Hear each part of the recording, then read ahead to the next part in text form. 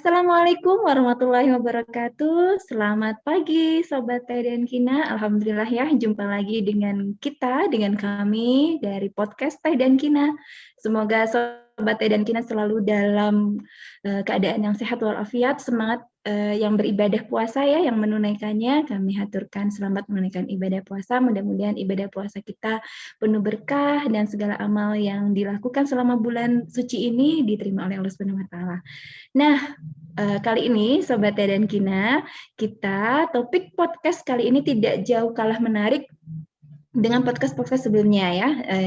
Kita banyak sekali nih diskusi-diskusi dan tetap ikuti terus nanti podcast kita dari Pusat Penelitian dan Kina karena banyak sekali pengetahuan, wawasan baru dan juga mungkin praktek-praktek pengalaman-pengalaman yang memang hal yang baru dan juga bisa bermanfaat bagi para Sobat Teh dan Kina, terutama para pekebun di budidaya teh maupun di tanaman Kina. Nah, kalau kita berbicara mengenai pertanian, khususnya dalam hal pengelolaan budidaya ya usaha tani, pasti teman-teman tidak akan bisa lepas dari namanya input pupuk gitu ya. Input pupuk ini sangat penting bahwa 20% nih kata rekan kami ya di bagian peneliti di tanah itu mempengaruhi dalam hal produktivitas seperti dan banyak hal faktor-faktor lain. Nah, kita sudah hadirkan nih alhamdulillah ya ini di tengah-tengah kesibukannya beliau yang luar biasa mengelola sebuah kebun gitu dan juga berprofesi juga ini tidak lepas sebagai peneliti tanah dan nutrisi tanaman kami. Ini sudah hadir nih Pak Eko Pranoto. Selamat pagi Bapak, saya panggilnya Bapak ya. Pagi Mbak Sita, Assalamualaikum warahmatullahi wabarakatuh. Waalaikumsalam warahmatullahi wabarakatuh. Sehat ya Pak? Alhamdulillah nih. Alhamdulillah, Mbak Sita gimana Bapak Ibu sekalian di sana? Alhamdulillah semuanya kami sehat. Mudah-mudahan di sana juga semuanya sehat. Sesuai dengan sumringahnya Pak Eko kayaknya ya. Itu. Cerah, alhamdulillah di Kafe Simalungun saat ini cerah Mbak Sita. Oh, jadi syukurlah alhamdulillah. bersinar cerah. Alhamdulillah. Nah, Sobat Teh dan Kina, beliau ini tidak sedang berada di wilayah Jawa Barat, tapi beliau sekarang menempati posisi di kebun kami di Simalungun dan luar biasa sekali responsibility-nya dan kami appreciate ya Pak. Selamat bekerja pokoknya mudah-mudahan semakin maju, pokoknya sukses selalu lah intinya sehat dan bahagia selalu sama keluarga. Nah, Pak, ini langsung saja ya sebenarnya. Boleh. Kan sekarang topik hangat itu mengenai pupuk nih ya, kayak gitu. Pupuk ini luar biasa hangat, mana lagi pupuknya langka, mahal, atau mungkin mana lagi nanti sekarang ada isu-isu terkait dengan sustainability gitu, sustainability, perubahan iklim, emisi karbon gitu ya, macam-macam ya itu. Jadi banyak kegiatan aktivitas di pertanian itu mulai dikelola kembali sesuai dengan kebutuhan untuk sustainability bumi kita gitu, gitu ya. Nah, untuk itu ada pupuk itu kan salah satu input faktor ya Pak yang paling penting dalam hal budidaya tanaman apapun dalam usaha tani. Dan itu pun sangat berapa persen itu ya? 20% atau lebih dari 20% itu Pak pengaruhnya? Iya, sekitar 20% Mbak Sita. Ya, Halo, sekitar 20%. Halo Mbak Sita, suara saya jelas? Halo Mbak Sita? Halo Mbak Sita? Halo Mbak Sita.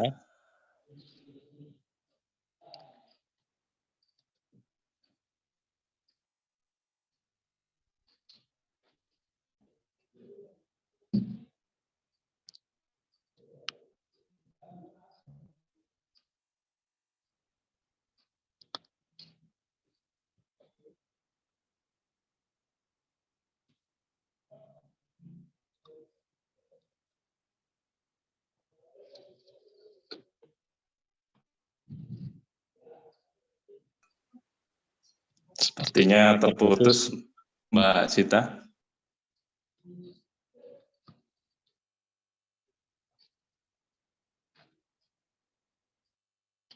Halo Mbak Sita.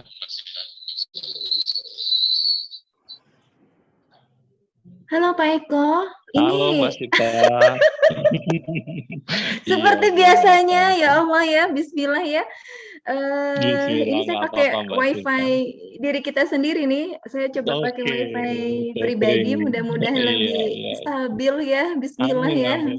Iya, benar-benar. Kalau kemarin dari rumah agak cukup stabil. Ini khawatirnya kalau di sini memang seperti ini. Kayak kemarin juga sama Faris agak Iya, berjeklek-jeklek gitu. iya. Bismillah lah ya, mudah-mudahan ya. Nanti ini kita Baik. potong. Kita Iya. tutup dulu, kemudian sebentar. Oke, sudah di-record ya.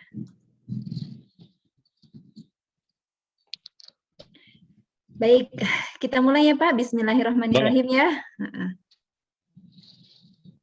Baik, Assalamualaikum warahmatullahi wabarakatuh. Selamat pagi, Sobat Teh dan Kina. Jumpa lagi ya dengan Pusat Penelitian Teh dan Kina dengan podcast Teh dan Kina. Dan kami juga mengucapkan selamat menunaikan ibadah puasa bagi Sobat Teh dan Kina yang menunaikannya. Mudah-mudahan puasa kita nanti penuh berkah dan kemudian amalannya selama di bulan suci ini kita diterima oleh Allah Subhanahu wa Ta'ala. Dan selalu sehat bersama minum teh, jangan lupa di pagi hari dan di sore hari terutama minimal 2 kali ya.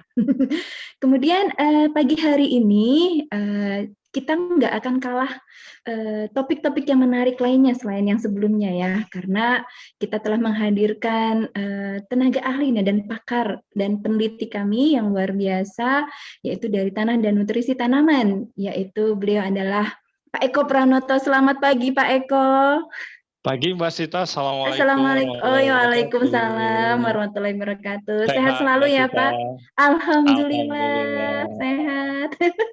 Ini senyumnya Ya. lebih ceria sesuai dengan Alhamdulillah di suasananya KP cerah. Simalungun cerah hari ini Mbak Sita. Bagaimana di sana keadaannya? Alhamdulillah, berarti ini sehati Pak di sini juga. Alhamdulillah cerah, matahari bersinar dengan terang, cerah sekali. Dan mungkin tanaman-tanaman pucuk-pucuk sumringah gitu ya menyambut sinar matahari ini. Nah, terima kasih Pak Eko ya atas keluangan waktunya di sela-sela kesibukannya. Nah, beliau ini Sobat Teh dan Kina merupakan salah satu pimpinan nih di kebun kita yang luar biasa di Medan. Namanya adalah Kebun Percobaan Simalungun ya Pak. Mudah-mudahan pokoknya semangat, sehat, sukses pokoknya untuk kita semua dan mudah-mudahan industri teh dan kina ini semakin semangat dan semakin bangkit. Baik. Nah, teman-teman, kita kembali ke topik nih ya. Kalau bicara mengenai usaha tani, kita nih nggak jauh-jauh lah ngomongin tentang usaha tani, baik itu di prapanen, pasca panen, kemudian di rantai nilai yang lainnya ya. Pasti kalau kita bicara di prapanen, di budidaya, pasti teman-teman tidak akan bisa lepas dari namanya input faktor pupuk ya Pak ya. Benar, nah, pupuk ini benar ya Pak ya, pupuk ini sangat luar biasa pengaruhnya. Nah, nanti Pak Eko ini akan berbicara berapa persen sih sebenarnya pupuk itu berpengaruh dalam hal peningkatan produktivitas usaha tani kita. Nah, Pak Eko juga, sekarang ini kan juga isu luar biasa ya, pupuk ini menjadi diskusi yang sangat intens beberapa, mungkin bulan-bulan terakhir, hampir setahun terakhir gitu ya, di mana pupuk itu bisa langka, mahal gitu ya, semakin naik biaya pupuknya, belum lagi input faktor yang lainnya. Dan juga sekarang tantangannya yang luar biasa adalah terkait dengan sustainability ya kan Pak ya, keberlanjutan sebuah usaha tani, dan juga terkait dengan perubahan iklim, emisi karbon yang luar biasa menjadi tantangan dalam petani dan pelaku perkebunan khususnya di teh dan kina. Nah Pak, di pupuk itu sendiri yang mungkin katanya nih bisa mengurangi salah satu strategi dalam mengurangi emisi karbon juga fungsinya. Gitu kan ada berbagai macam pupuk ya. Ada yang namanya pupuk organik, anorganik, pupuk bio gitu kan yang saya dengar-dengar di Google nih Mbak Google. Nah Pak, kita akan bicara lebih detail. Kalau pupuk anorganik sudah umum ya, orang tahu ya, kayak misalnya nitrogen, NPK, kayak gitu, TSP, kemudian KCL ya, itu semua orang. Nah, mungkin kita ingin tahu lebih jauh nih dengan pakar Pak Eko ini juga selaku beliau ini adalah manajer di Kebun Simalungun dan juga sebagai peneliti yang luar biasa banyak risetnya yang terkait dengan pupuk. Monggo Pak, kita ingin ngobrol nih tentang pupuk itu apa, dan pupuk bio itu sebenarnya kayak apa sih yang katanya itu bisa notabene menstrategi juga dalam pengurangan emisi, kemudian juga untuk mengurangi biaya juga, atau benar atau enggak sih gitu kan, efektivitasnya bagaimana. Dan satu lagi Pak, saya titip manfaatnya. Paling penting itu ya. Ya. Monggo Pak Eko, kami persilahkan. Iya. Terima kasih Mbak Sita, Bapak Ibu, Sobat Teh dan Kina. Jadi Mbak Sita, pupuk itu ibarat makanan sama manusia. Nah, jadi kalau misalnya kita bicara tadi yang namanya pupuk bio, saya analogkan itu adalah seperti kokinya. Jadi kalau misalnya nih, jadi misalnya nih, katakanlah kita punya bahan makanan nih, baru gajian mungkin kan belanja tuh. Biasanya kalau di kebun biasanya per bulan atau per minggu gitu kan, jarang ya relatif setiap hari. Setiap hari ya? Iya, kecuali yang warungan. Betul, yang terbatas. Nah, jadi kenapa disebut dia atau dikenalkan sebagai koki? Karena Mbak, tanaman itu sebetulnya dia nggak peduli mau dari anorganik, mau dari organik. Yang penting dia menyerap unsur hara dalam bentuk kation dan anion.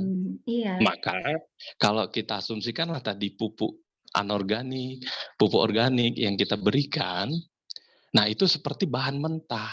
Jadi kita perlu kokinya, perlu orang yang memasaknya sehingga dia ready to eat. Gitulah Mbak, salah satu peranan mikroba atau pupuk bio yang tadi kita sebutkan, dia adalah membuat makanan itu tersedia bagi tanaman. Lebih cepat ya, lebih mudah ya, karena ada kokinya gitu ya. Betul, dan dia bisa langsung diserap tanaman karena bentuknya kation. Misalnya maka ada dikenal namanya bakteri pelarut fosfat. Jadi dia melarutkan fosfat atau bakteri pelarut kalium.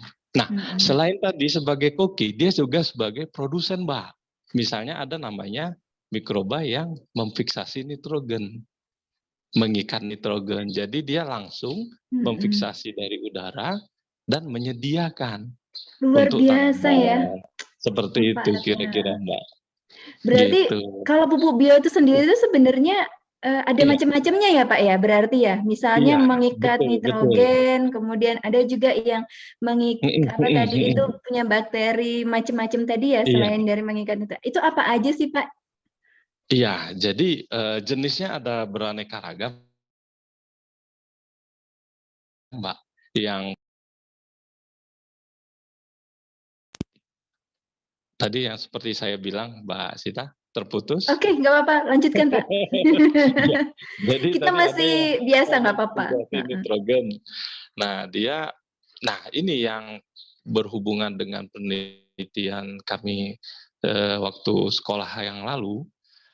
Ternyata ada mikroba yang bersimbiotik pada tanaman teh. Selama ini kita itu mengetahui seperti misalnya rhizobium. Ya di legum ya, di tanaman kacang-kacangan. Kacangan, dia membentuk bintil akar. Nah, ternyata pada tanaman teh juga ada mikroba yang berfiksasi, bersimbiosis dengan tanaman teh. Gitu Mbak Sita. Luar biasa. Nah, itu kalau berfiksasi berarti dia bisa mengikat itu ya sebenarnya ya? Betul, dia bisa menghasilkan unsur nitrogen sendiri bagi tanaman teh karena dia inangnya yang bersimbiosis. Nah, jadi kita sambung. Kalau misalnya lah tadi kita sebutkan menyinggung tentang sustainability, itu menyinggung dengan keadaan perubahan iklim. Jadi mau nggak mau Mbak Sita, suka nggak suka, karena ya namanya terpaksa dengan keadaan. Karena kalau kita bermahzab, istilahnya hanya salah satu saja digunakan, masing-masing ini punya kelebihan dan kekurangan. Misalnya anorganik jelas, kelebihannya dia mengandung unsur hara yang relatif lebih tinggi dibandingkan dengan pupuk organik. Nah, pupuk organik dia mempunyai keuntungan lain, misalnya kelebihannya untuk memperbaiki agregat tanah. Nah, pupuk mikroba juga sama halnya, dia mempunyai kelebihan dan kekurangan. Maka mau nggak mau tadi nih Mbak Sita, suka nggak Suka suka dan kita suka. iya, harus mengkombinasikan itu pupuk Oh, organik, iya. dan ada juga kokinya atau pupuk mikroba. Tapi Begitu. benar Pak, memang harus mengkombinasikan supaya harmonis, lebih langgeng gitu ya. Betul. Karena Lebih sekarang kan sustainable ya konsepnya berarti. nah Oh iya. itu dia konsepnya. Begitu Betul. Mbak Sita. Luar biasa. Nah, Berarti pupuk bio itu sama nggak sih iya, Pak dengan misalnya pupuk hayati, iya, organik, kayak gitu sama nggak iya, sih? iya, iya. Kalau yang namanya pupuk organik itu kan pupuk sumbernya yang berasal dari biomasa. Misalnya Hmm, seresah pangkasan pada teh, atau seresah misalnya pangkasan. kohe, Kohe betul. ya. Nah, kalau pupuk bio itu lazimnya disebut juga pupuk hayati atau pupuk mikroba. Nah, bahannya adalah mikroba, yang Hmm. makhluk ciptaan Tuhan sendiri, makhluk hidup sendiri dia. Mm-mm. Begitu Mbak Sita. Mm-mm. Berarti intinya Mm-mm. adalah dalam apapun yang hidup ya, makhluk yang memang diciptakan oleh Allah itu semuanya sudah disediakan sebenarnya ya.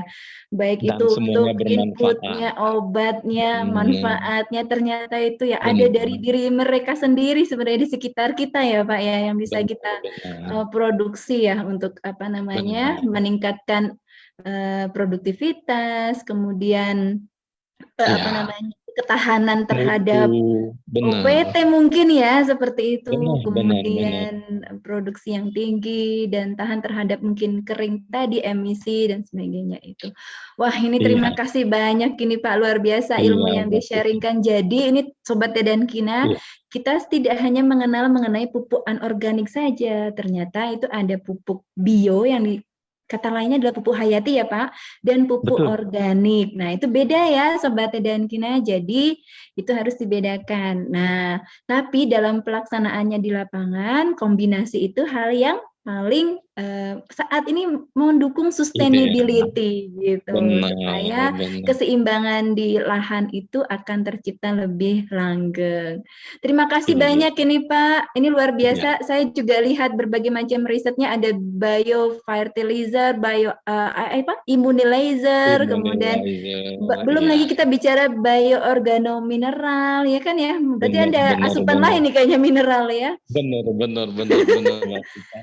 Mau Terima kasih banyak. Mungkin nanti disambung ke sekarang, depan lain kali. Baik, siap, jangan, siap, jangan. siap. Kita simpan dulu supaya Simpan nanti bisa dulu, baik, iya biar lebih baik, spesifik fokus karena itu baik, terkait baik. dengan yang khusus ya. Jadi hal-hal Iya, yang iya, khusus terkait dengan jenis-jenis dari pupuk bio itu sendiri. Salah satunya iya, iya. bioorganomineral. Insya Allah dalam waktu dekat Ah, kita akan hubungi lagi Pak baik. Eko. Mohon maaf ya nanti kita Boleh, sering-sering boleh. menghubungi.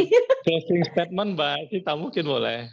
Ya, boleh. Nah, jadi Teri- Bapak Ibu Sobat Teh dan Kina, yang namanya pupuk itu analognya seperti makanan. Kalau di podcast sebelumnya ada Pak Faris mengatakan salah satunya tepat dosis, ya sama. Kalau misalnya kita ya ABG, kita anak-anak, kita orang Mm-mm. tua, itu kan Beda ya Pak ya? membutuhkan dosis Ha-ha. yang berbeda. Begitu juga Mm-mm. halnya khususnya pada tanaman teh. Jadi ada istilahnya TP1, TP2, TP3, TP4. Hmm. Dia membutuhkan unsur hara jumlahnya yang berbeda-beda. Nah, nanti di episode berikutnya mungkin Pak Faris akan menjelaskan tentang tepat jenis. Jadi Mbak Sita sama halnya kayak makan. Kalau sekarang kita masih tergantung sama beras saja jenis makanan sebagai sumber karbohidrat, nah kan akan menghadapi suatu kendala. Misalnya tadi ada ya penyakit mungkin yang insulinnya tidak bekerja dengan baik, maka ada orang berganti Betul. dengan jenis lain. Begitu juga tanaman Mm-mm. teh. Mm-mm. Terus-terusan kita kasih pupuk Dikasih anorganik semisal anorganik, urea. Nah, maka harus itu ada dia butuh variasi. kombinasi. Iya, Benar, variasi. Mbak. Oh, Siap. ini closing Mungkin statement-nya demikian. luar biasa. Terima Jadi kasih. ini terima kasih banyak ini Pak Eko, luar biasa sekali closing remarks-nya sebelum kita tutup podcast kita.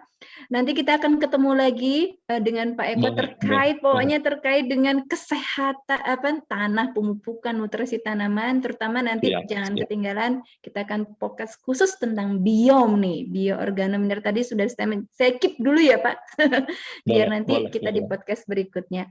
Terima kasih Pak Eko, sekali lagi selamat bekerja kembali, tetap semangat, salam sehat, dan terima kasih juga untuk Sobat Teh dan Kina yang telah ikut ngobrol santai dengan podcast Teh dan Kina. Kita jumpa lagi di podcast yang mendatang, dan jangan lupa subscribe dan ikuti like channel podcast kami di Teh dan Kina. Terima kasih, saya Sita dan ini Pak Eko, Bapak Eko.